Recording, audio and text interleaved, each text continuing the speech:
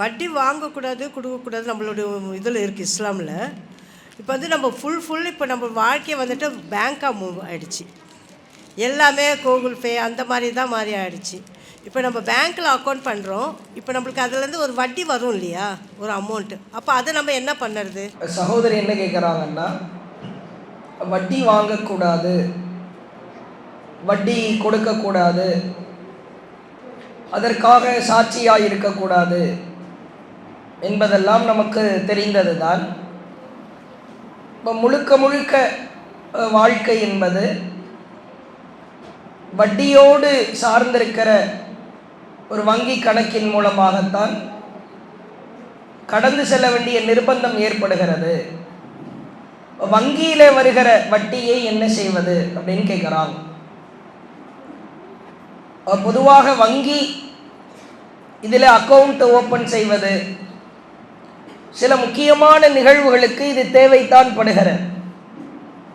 படிக்கிற பள்ளிக்கூட மாணவ மாணவிகளில் இருந்து வியாபாரம் செய்கிற அல்லது ஒரு அரசு நலத்திட்டத்தை உதவியை பெறுகிற சலுகையை பெறுகிறவர்களுக்கு கூட இந்த வங்கி கணக்கு என்பது அவசியமாகிவிட்டது. பொதுவாக ஒரு அக்கௌண்ட்டு ஓப்பன் செய்வது மார்க் அடிப்படையில் தவறான ஒன்று கிடையாது. ஒரு வங்கியிலே ஒரு அக்கௌண்ட்டை ஓப்பன் செய்வதோ, இந்த வங்கியிலே சென்று நம்முடைய பணத்தை சேமிப்பதோ, அது மார்க் அடிப்படையில் தவறு என்றெல்லாம் சொல்லிவிட முடியாது. பிரச்சனை என்ன வருகிறது? அங்கு கொடுக்கப்படுகிற வட்டியில் நாம் பங்கெடுப்பவராய் அதை அனுபவிப்பவராய் மாறுகிற பொழுது அது ஹராம் என்கிற நிலைக்கு செல்கிறது. எவன் வட்டியை வாங்குகிறானோ, வட்டியை எவன் உண்ணுகிறானோ, அவன் இறைவனோடு போர் செய்ததற்கு சமம். தர்காவுக்கு போய் தாயத்து தகடு கற்றவருக்கு கூட இந்த வார்த்தையை அல்லாஹ் பயன்படுத்தலை. அல்லாஹ்வுக்கு நிகரா சிலை வணக்கத்தில் ஈடுபடுபவர்களுக்கு கூட இந்த வார்த்தையை அல்லாஹ் பயன்படுத்தலை. ஆனால் வட்டி வாங்கினா, வட்டியை கொடுத்தா அல்லாஹ்வோடு அவன் தூதரோடு போர் செய்ததற்கு சமம். அல்லாஹ்வோடலாம் போர் செய்ய முடியுமா? நீ வட்டி வாங்கினா அதுதான்டா அப்படின்னு அல்லாஹ் ரொம்ப கடுமையாக எச்சரிக்கிறான்.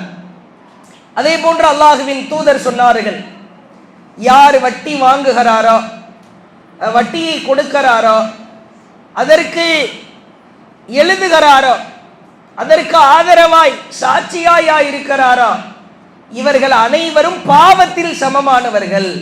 எல்லாருமே சவாவும் பைனகும், இவங்க எல்லாருமே பாவத்தில் ஈக்குவல் தான். நான் வட்டி வாங்கலையே, கொடுக்க தானே செஞ்சேன், நீயும் பாவத்தில் சமமானவன் தான். நான் வாங்கவும் இல்லை, கொடுக்கவும் இல்லை, எழுததானே செஞ்சேன், நீயும் பாவத்தில் சமமானவன் தான். நான் வாங்கவும் இல்லை, கொடுக்கவும் இல்லை, எழுதவும் இல்லை, கூட தானே நின்னேன், சாட்சியா தானே ஏதாவது கையெழுத்து தானே போட்டேன், நீயும் பாவத்தில் சமமானவன் தான் என்று அல்லாஹுவின் தூதர் சொல்வதை பார்க்கிறோம். பேங்க்ல அக்கௌண்ட் ஓபன் செய்கிறோம், வட்டி பணம் வரத்தான் செய்கிறது. ஒரு 10,000 ரூபாய் நீங்கள் போடுகிற பொழுது அதை எடுக்காத நிலையில வட்டி வரும். இதற்கு 2 வழி இருக்கிறது. ஒன்று, வங்கியிலேயே அதற்கான ஆப்ஷன் வைத்திருக்கிறார்கள். முதலாவது, நாம் அறிந்தவரை சில வங்கிகள்ல சேவிங்ஸ் அக்கவுண்ட், கரண்ட் அக்கவுண்ட் என்று 2 அக்கவுண்டுகள் இருக்கிறது. வியாபார தளத்தில் உள்ளவர்கள், ஜிஎஸ்டி என்கிற நிலைக்கு தள்ளப்படுபவர்கள் எல்லாம் தன்னுடைய வியாபாரத்திற்காக கரண்ட் அக்கவுண்ட் ஓபன் பண்ணுவாங்க. அது ஓபன் பண்ற பணத்தொகை அதிகம். உதாரணத்திற்கு சேவிங்ஸ் அக்கௌண்ட் 1000 ரூபாய் இருந்தால் ஓபன் பண்ணிடலாம். ஒரு கரண்ட் அக்கௌண்டா இருந்தால் ஒரு 5000 ரூபாய் இருக்கணும். அதில் நீங்க இந்த ரொட்டேஷன்ல மந்த்லி இவ்வளோ அமௌண்ட் காட்டணும் அப்படின்னு சொல்லுவாங்க. ஆனால் இந்த கரண்ட் அக்கௌண்டை பொறுத்த வரைக்கும் அதிலே வட்டி என்பது வரவே வராது. நீங்க 5000 ரூபாய் போட்டு 5 வருடத்திற்கு பிறகு அந்த பேங்க்ல எவ்வளவு தொகை இருக்குதுன்னு நீங்க செக் பண்ணி பார்த்தா 5000 ரூபாய் தான் இருக்கும். சேவிங்ஸ் அக்கௌண்ட்டை பொறுத்த வரைக்கும் அதில் என்ன பணத்தொகை இருக்கிறதோ அதிலிருந்து இருக்க மாதாந்திர ₹1 ₹2 வருடத்திற்கு ஒரு ₹500 ₹1000 அதிலே சேர்ந்து கொண்டே இருக்கும். கூடுமான வரைக்கும் அக்கவுண்ட் ஓபன் செய்பவர்கள் வேற வழி இல்லை. இஸ்லாமிய நாட்டில் நம்ம வாழலை, எல்லாம் கலந்திருக்கிற ஹராம் கலந்திருக்கிற நாட்டில் தான் வாழுகிறோம். இஸ்லாத்தை கடைபிடிக்கணும், சொர்க்கத்துக்கும் போகணும். அப்ப சில சிரமங்களை அனுபவிக்கத்தான் வேண்டும். அக்கவுண்ட் ஓபன் செய்கிற பொழுது கூடுதல் கவனம் எடுத்து அதை நாம் ஓபன் செய்ய வேண்டும். அது அல்லாம சில பேங்க்ல ஆப்ஷன் அதற்கான வாய்ப்பு வைத்திருக்கிறார்கள். நீங்க எழுதி கொடுத்துடலாம், எனக்கு என்னுடைய அக்கவுண்ட் இருக்கு, வங்கி பணத்திற்கு நான் எவ்வளவு தொகை போட்டேனோ எடுக்கிறேனோ அதை தாண்டி ₹1 கூட அதிகமாய் வரக்கூடாது, வட்டி எனக்கு வேண்டாம் என்று ஒரு அப்பாலஜி கடிதம் ஒன்று எழுதி அந்த மேனேஜர்கிட்ட ஃபாலோ பண்ணி கரெக்டாக கொடுத்துட்டீங்கன்னா அவர்கள் உங்கள் அக்கவுண்டிற்கு வட்டி பணத்தை செலுத்த மாட்டார்கள். அப்படிப்பட்ட ஒரு ஆப்ஷனும் இருக்கிறது. அது அல்லாம இன்னொரு ஆப்ஷன் சில வங்கிகளில் இருக்கிறது. வட்டி தொடர்பாக வட்டியே வேண்டாம் என்று சொல்பவர்களுக்கு தனி ஒரு அக்கவுண்ட் ஓபன் செய்வதற்கான வாய்ப்பை வைத்திருக்கிறார்கள். அது கரண்ட் அக்கவுண்ட் கூட கிடையாது, சேவிங்ஸ் அக்கவுண்ட்டுக்கு ஈக்குவலா இன்னொரு அக்கவுண்ட்டை வச்சிருக்கிறாங்க. அது மாதிரி நாம் செய்து கொள்ளலாம்.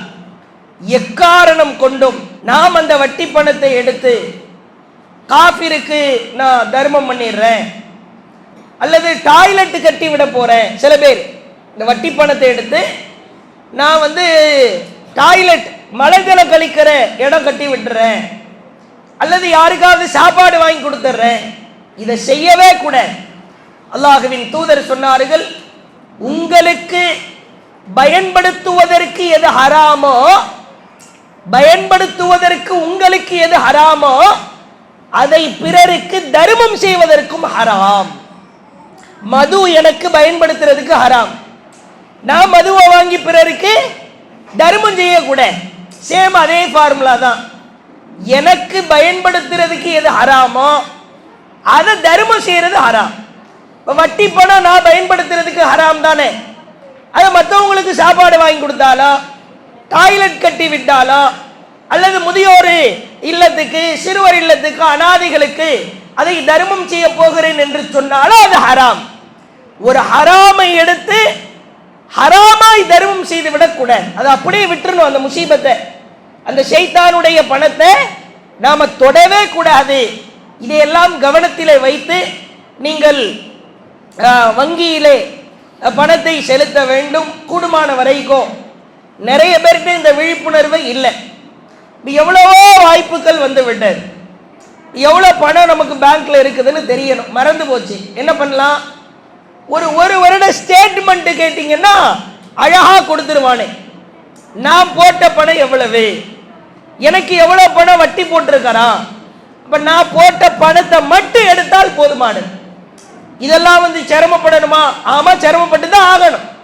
ஒரு ஹராமை கடைபிடிக்கிற ஒரு நாட்டிலே வாழ்கிற பொழுது நான் ஹலாலாய் வாழ முயற்சிக்க வேண்டும். அல்லாஹ் எனக்கு அறிவு கொடுத்திருக்கிறான், சிந்தனையை கொடுத்திருக்கிறான்.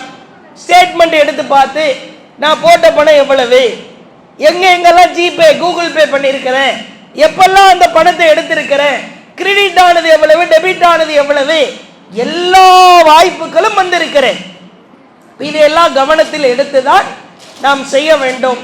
கூடுமான வரைக்கும் அக்கவுண்ட் ஓபன் செய்கிற பொழுதே இதை கடைபிடியுங்கள். இல்ல சேவிங்ஸ் அக்கவுண்ட்ல தான் இருக்கிறேன், வட்டி பணம் உள்ள விழுது என்று இருந்தால் அதை கவனமாய் கையாளுங்கள். யாருக்கும் அதை தர்மம் செய்வதோ மற்றவர்களுக்கு ஒப்படைத்து விடுவதோ அதுவும் ஹராம் அப்படின்றத அந்த கேள்விக்கு பதிலாய் சொல்லிக் கொள்கிறோம். அல்லாஹு அக்பர், அல்லாஹு அக்பர்.